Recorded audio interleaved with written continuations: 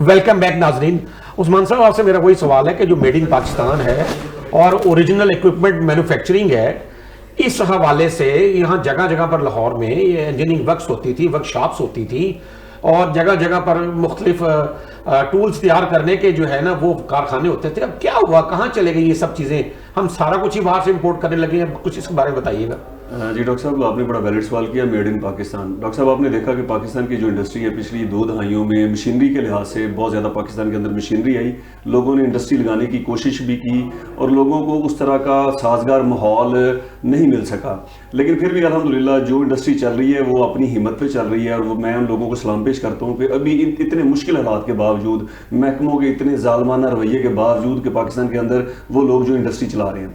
दूसरा सर, क्या आप अगर आपने इस मुल्क में मेड इन पाकिस्तान को प्रमोट करना है तो जो हमारे मुक्तदर हल्के हैं वो पाकिस्तान के जो टॉप ब्यूरोक्रेट्स हैं उनको पहले हम साया ममालिक के विजिट करवाएं और बताएं कि उन्होंने अपने शहर के हर कोनों में किस तरह 6-6 हर शहर के बाहर इंडस्ट्रियल जोन कायम किए हैं और उनको किस तरह वो बिजली सस्ती दे रहे हैं, गैस सस्ती दे रहे हैं और किस तरह से उन्होंने अपने इंडस्ट्रियल जोनों को प्रमोट किया है, जिसकी वजह से उन ममालिक में इंपोर्ट बहुत नीचे गई है और उन्होंने अपने मुल्क की मेड इन को बहुत ज़्यादा प्रमोट किया है। जब तक हुकूमती सरपरस्ती, हुकूमती तवज्जो और हुकूमत की विजन और थॉट नहीं होगी कि इंडस्ट्रियलाइजेशन के हवाले से पूरे पाकिस्तान के बड़े शहरों के इर्द गिर्द इंडस्ट्रियल जोन मुनासिब रेटों पे, डॉक्टर साहब इधर तो जो इंडस्ट्रियल जोन भी बनता है जब उसकी जगह का रेट आप पूछते हैं तो वो भी हैरानकुन होता है।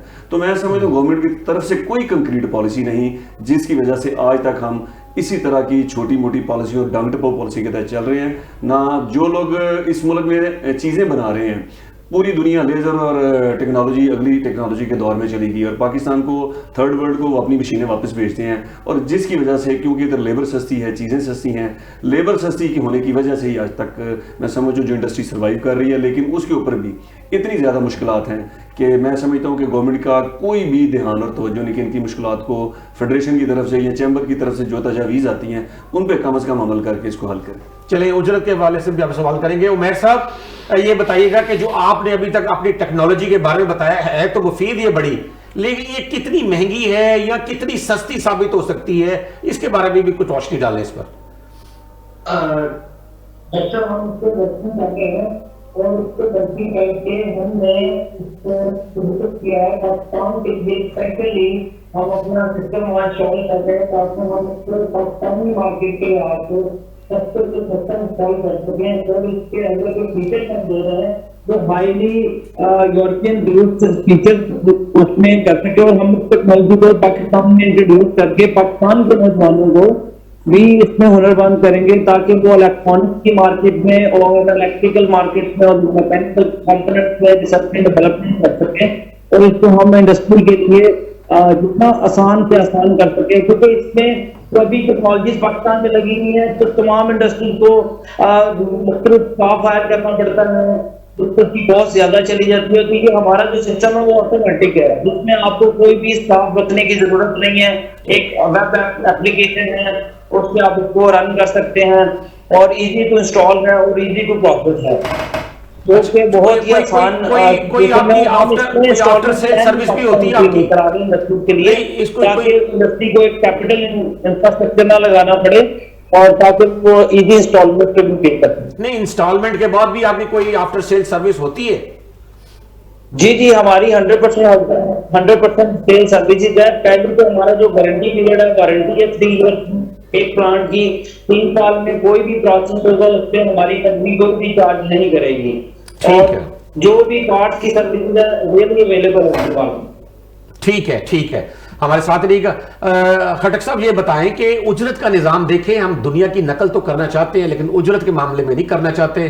पूरी दुनिया में घंटावार एक निज़ाम है, फिर आप उसको हफ्तावार अदायगी होती है, फिर उनके अकाउंट्स में चली जाती है और देने का तरीका भी ये होता है कि उनके बैंक अकाउंट्स में जाती है, उसमें डेट होती है। ये नहीं होता कि जी आप यकम की एक बंदे ने 30 दिन काम किया है तो उसको आप 1.5 माह बाद तनख्वाह यहाँ मिल रही होती है। वो भी एक अंडर द लाइन होती है, वो कम होती है उसकी, वो उतनी तनख्वाह ज्यादा का हकदार होता है, उसको कम मिल रही होती है। यही हम दुनिया की ये चीज कॉपी क्यों नहीं करते? अगर गर्चे हमारे वहाँ लेबर सस्ती है, गवर्नमेंट ने 37,500 रुपये अगर मुकर्रर किया है फी काज के जी, इससे कम एक मजदूर की तनख्वाह माहाना नहीं होनी चाहिए, तो वो उसको हम अगर वीकली भी डिवाइड करें तो या घंटावार डिवाइड करें तो कम से कम उसको मिल तो वक्त पे जाए और उतनी मिल जाए जितनी हुकूमत ने मुकर्रर की है। आप क्या कहते हैं, उजरत का निज़ाम कैसा है हमारे यहाँ?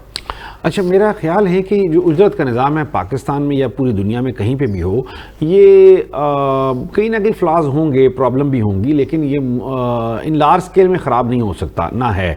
उसकी मैं वजह बताता हूँ। कोई भी कारोबारी शख्स कभी नहीं चाहेगा कि मैं अपने मुलाजमीन जो हैं, जो मेरे साथ लॉयल हैं, उनकी सैलरियाँ लेट करूँ या कम दूँ और वो मेरा निज़ाम चल जाएगा। सर यहाँ सैलरीज कई लोग, कई इदारे जो देते ही नहीं है, बल्कि देहाती इलाकों में ये सूरत हाल है कि सैलरी सिरे से मिलती नहीं, सिर्फ एक गंदम बोरी जो है ना, बोरी की जो गंदम की बोरी दे देते हैं और उससे कितने 6 माह काम करवाते रहते हैं, या खाना दे देते हैं और पूरा महीना उससे काम करवाते हैं। यहाँ तो कि रवाज ही नहीं है। ये तो शहरों में शायद चंद में आप यहाँ ये भी सवाल ले लें कि शॉपिंग मॉल्स में वहां भी कहते हैं जी कि वो किसी की 25,000 तनख्वाह है सेल्समैन की, किसी की 30,000, 37,500 तो नहीं है। इस तरह जो बड़ी बड़ी बेकरीज हैं वहां भी हमने सर्वे किया तो पता चलेगा जी 30,000, 25-30,000 इतनी तनख्वाह है। तो ये एक अंडर पे क्यों रखते हैं जी? लोगों को? मैं इसका जवाब देता हूँ। देखिए, गवर्नमेंट जब महंगाई करनी हो तो वो अपनी मर्जी से करती है, ठीक है, और जब सैलरी बढ़ानी हो तो वो भी कहते हैं हमारी मर्जी से हो। कारोबारी शख्स से तो अपना मार्जिन देखना है, अपने खर्चे देखने, उसके बाद उसका प्रॉफिट मार्जिन निकलेगा, उसके बाद उसमें से सैलरी निकलेगी।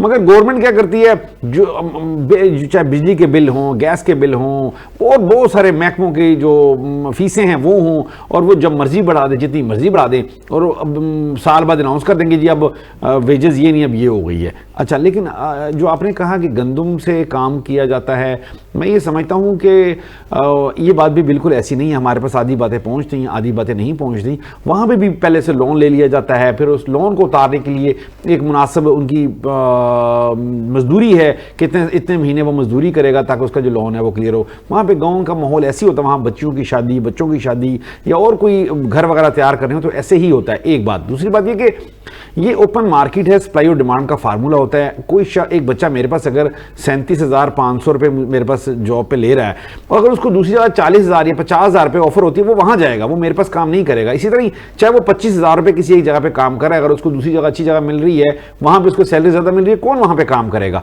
तो लिहाजा ऐसी बात भी नहीं है कि सैलरी कम है या लोग करना नहीं चाहते। ये सप्लाई और डिमांड का फार्मूला है। हर बिजनेस का सेगमेंट अलग अलग है। किसी को सैलरी कोई खास लिमिट से ऊपर नहीं जा सकता वो अपने कारोबार के हवाले से। ज़ाहिर उसको पता है कि मेरे पास इतना मार्जिन है, चंक है। तो मेरा ख्याल है ये बात लार्ज स्केल में दुरुस्त नहीं है। अच्छा उस्मान साहब, बिजनेसेस के हवाले से एक तजिया आज सामने आया है पाकिस्तान के बारे में कि जो तनख्वाहदार काम है इसकी तरफ जो है ना 95% से ज्यादा रुझान चला गया है। लोग नौकरियां करके तनख्वाह लेके अपना और अपने बच्चों का पेट पालना जरूरी समझते हैं, लेकिन देखें क्या वो नौकरियों में आजकल पाकिस्तान में वो अपनी शादी कर सकता है, अपना घर बना सकता है, अपनी गाड़ी ले सकता है, ये शादी के बाद अपने बच्चों की तालीम और सेहत का इंतजाम कर सकता है। जबकि दूसरी जानब पूरी दुनिया में ये है कि लोग यंग एंटरप्रेन्योर्स को तरजीह देते हैं और नए कारोबारों को और नए स्टार्टअप्स को उनकी एक खास रेशो को तरजीह देते हैं। लोग अपना कारोबार करके तनख्वाह देने वाला बनना चाहते हैं। ये हमारे हाँ क्या उलट एक रवाज चल निकला? क्या सिर्फ नौकरी वालों की ही जय होगी, बिजनेस खत्म रहेंगे, ये खत्म हो जाएंगे? जी डॉक्टर साहब, आपको पता है कि जिस तरीके से इस मुल्क की आबादी के ऊपर कंट्रोल नहीं और बढ़ रही है, और उस तरीके से उतने रोजगार की अपॉर्चुनिटीज नहीं है, पहली चीज़। दूसरी सर चीज़ ये है कि जितने भी जवान हैं जो इस मुल्क की यूथ, आपको पता है पूरी दुनिया की यूथ से ज़्यादा तादाद में हैं और बड़े एक अच्छे लेवल की तादाद है पाकिस्तान में जो पढ़ के नए लड़के ऊपर आ रहे हैं।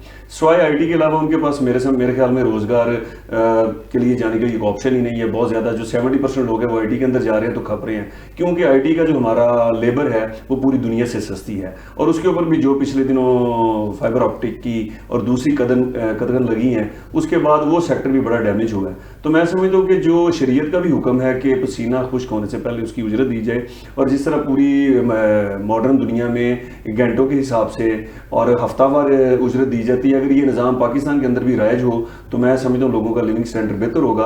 और सबसे बड़ी बात कि अगर रोज़गार के मौके होंगे तो उजरत भी लोगों को मिलेगी। और मैं समझता हूँ कि बेरोज़गारी होने की वजह से डॉक्टर साहब आपने जो बोला ना 25,000 पे, 20,000 पे, 30,000 पे लोग अपने एम्प्लॉयज़ को रख रहे हैं, और जो गवर्नमेंट ने एक मार्जिन सेट किया 37,500 का वो भी पूरा नहीं कर पा रहे। उसकी वजह है कि एक 25 वाला छोड़ेगा दूसरा 25 वाला आ जाएगा। तो मैं समझता हूँ बेरोज़गारी भी एक बहुत बड़ा फैक्टर है, और आ जाके सारा मामला हुकूमत की पॉलिसी के ऊपर ही सर जाता है। ठीक है। उमैर साहब ये बताइए कि आप चूंकि बरतानिया में वहां पर हैं, तो कि पाकिस्तान में आपकी टेक्नोलॉजी से किसी ने इस्तेफादा करना है तो इसके कोई वाजिया और आसान इंतजाम भी मौजूद हैं? जी, हमारी कोलैबोरेशन है कंपनी ब्रीफ कंसल्टेंट के साथ। अच्छा। जो पाकिस्तान में रजिस्टर्ड है, और वहाँ पे हमारी लोकल फैसिलिटी भी अवेलेबल है। किसी ने कोई भी टेक्नोलॉजी के बारे में इंफॉर्मेशन लेनी है तो हमारा लोकल सप्लायर भी अवेलेबल है। ठीक है, ठीक है, बहुत शुक्रिया। खटक साहब, आप ये बताइएगा कि ये अगर हम रोजगार में लोग ज्यादा हैं और हम रोजगार उनको पूरा देना नहीं चाहते या उसकी उजरत नहीं देना चाहते, तो इसके बाद हम क्या तवक्का रखते हैं कि हम आइंदा जो आने वाले चंद साल हैं उसमें अपनी इकोनॉमी को कैसे ग्रो कर सकेंगे? क्या सब लोगों के पास यही एक बड़ा अच्छा ऑप्शन बचा है कि वो बाहर के मुल्क में चले जाएं, वहां जाके नौकरियां करें? जी, ज़ाहिर है, तो पॉलिसी स्टेट ने लगानी होती है, स्टेट ने देनी होती है, स्टेट ने प्रोवाइड करनी होती है, इंफ्रास्ट्रक्चर भी उसने देना होता है। जब स्टेट ही इस बात पे खामोश हो और वो लोगों को भी, बल्कि जो लोग जा रहे हैं उनको भी रोकें कि भाई आपने जाना भी नहीं, यही मरना है, तो लोग क्या करेंगे? फ्रस्ट्रेट नहीं होंगे तो क्या करेंगे? देखें ना कितना इस जुल्म है, लोगों के वीज़े ज़ाया हो रहे हैं, लोगों के क्या कुछ ज़ाया हुए हैं पीछे, आप लोगों ने देखा होगा। और हमारे यहाँ मैकेनिज्म ही कोई नहीं है। तो मैं ये समझता हूँ या तो इस मुल्क में रोज़गार के मौके दे दें या फिर लोगों को जाने दें। दो ही बातें हैं, तीसरी बात तो दरमियानी कोई नहीं है। तीसरी खुदकुशी है या उसको हलाल करार दे दें। अल्लाह खैर करे। सर, आप ये बताएं कि ये होटल इंडस्ट्री का क्या फ्यूचर देख रहे हैं आप? होटल इंडस्ट्री का फ्यूचर बहुत शानदार है। उसकी वजह ये है कि यहाँ पे आबादी जिस तरीके से बढ़ रही है, होटल्स वही हैं या थोड़े बहुत बढ़ रहे हैं, और एक बहुत बड़ा डिस्पोरा जो पाकिस्तान से बाहर बैठा हुआ है, उन लोगों ने आना होता है पाकिस्तान, और हम लोग मोस्टली उनके ऊपर रिलाई करते हैं। दूसरा, यहाँ पे जो अपर मिडिल क्लास है, जो एलीट क्लास है, जो होटल्स हैं और रेस्टोरेंट्स हैं, जिनके जो अच्छे होटल और अच्छे रेस्टोरेंट की बात करूँ, ये भी उन पर ही रिलाई कर रहे हैं। तो वो एक चंक है यहाँ पे अवेलेबल है बिल्कुल। अब उसके सामने आपको लाहौर में ही बहुत सारी एग्जाम्पल्स हैं। मिसाल के तौर पर आप डोलमन माल चले जाएँ, DHA राया चले जाएँ, अभी जो फैशन एवेन्यू बनी है वहाँ चले जाएँ, और इस तरह की जो बड़ी बड़ी मार्केट्स हैं वहाँ चले जाएँ, बिल्कुल अब खचाखच भरी होती है, क्योंकि और आबादी 4 करोड़ है लाहौर की और मार्केटें सारी 4-5 हैं। ठीक है। उस्मान मलिक साहब, अब आपने जो है ना वो बड़ा सच्चा जवाब दे दें। देखिए, हमारे पास यहाँ फिल्टर्स होते हैं, दूसरे ऑयल्स हैं, चीज़ें हैं मुख्तलिफ जो आपकी ऑटो इंडस्ट्री से मुतल्लिक होती हैं, वो 2 नंबर और जाली भी बाजार में बिक रहे होते हैं। क्या आप अपनी मार्केट्स में, अब आप चेयरमैन भी रहे हैं पासपीडा के, क्या इस तरह कोई कंट्रोल आप नहीं कर पा रहे, या अगर कोई लोग हैं तो वो कैसे आपके अंदर दरमियान में आ जाते हैं, और ये क्यों सारा कुछ ऐसे होता है? दुनिया में ऐसे नहीं हो रहा, ये पाकिस्तान में ही क्यों इस चीज़ को जो है ना ज़्यादा मौका मिल जाता है? डॉक्टर साहब, मैं समझता हूँ इधर भी आके अगर आप खलीज में जाते हैं तो वहाँ पे कोई भी चीज़ आपको कॉपी नहीं मिलती और 2 नंबर नहीं मिलती। पहली चीज़ तो ये कि आ जाके जिस तरह खान साहब फरमा रहे हैं, सारी चीज़ें स्टेट के ऊपर डिपेंड करती हैं कि स्टेट ने मुल्क के अंदर कौन से लॉ को इम्प्लीमेंट करवाना और किस तरीके से चलाना है। आपके घर में सुबह सुबह जब बेल बजती है तो पहले हाथों आप दूध 2 नंबर लेते हैं, फिर उसके बाद मक्खन 2 नंबर लेते हैं। तो आपके सामने सारी चीज़ें हैं कि वो भी खाने पीने वाली चीज़ों में, दवाइयों में, इवन के जो इंसान की ज़िंदगी बचाने वाली दवाइयाँ वो भी अच्छी नहीं मिलती, और वो भी उनमें भी कॉपी मिलती है और 2 नंबर मिलती हैं। तो मैं समझता हूँ कि अगर आपने जो फरमाया उसमें भी फिल्टर्स में, ऑयल में, ये चीज़ों में बिल्कुल कॉपियाँ बनती हैं और 2 नंबर चीज़ें बनती हैं। बट इसको किसने रोकना है? इसको रोकने के लिए स्टेट का कानून है। ये चीज़ें हम जाते हैं सऊदी अरब में क्यों नहीं होती, खलीज के अंदर क्यों नहीं होती? उधर हर चीज़ आपको खालिस मिलेगी, हर चीज़ को आपको पता होगा कि एक्सपायरी ठीक है। तो मैं समझता हूँ इन चीज़ों के लिए अवाम की बजाय अगर स्टेट अपनी कंक्रीट पॉलिसी और डिपार्टमेंट सही तरीके से अपना काम करें तो कोई दो राय नहीं कि चंद महीनों में, चंद थोड़े से 1 आधे साल में हम पाकिस्तान के अंदर हर घर में खालिस चीज़, खालिस प्रोडक्ट, खालिस चीज़ दे सकते हैं। ठीक है। उमैर साहब, एक शॉर्टली आपने बात करनी है, और ये कोई मैसेज आप रीयूज ऑफ वाटर के हवाले से, एग्रीकल्चर, इंडस्ट्री, ट्रेड, इसके हवाले से कोई जो आप छोटा सा मैसेज देना चाहें वो कह दीजिएगा। जी, मैसेज ये है कि तमाम लोग जितना पानी से पानी सेव कर सकते हैं, कम से कम जितना इस्तेमाल करें, और जितनी जरूरत है उतनी उसी तहत इस्तेमाल करें, ज्यादा इस्तेमाल में ज़ाया ना करें, ताकि हम अपने पानी को भी सेव कर सकें और माहौल को भी सेव।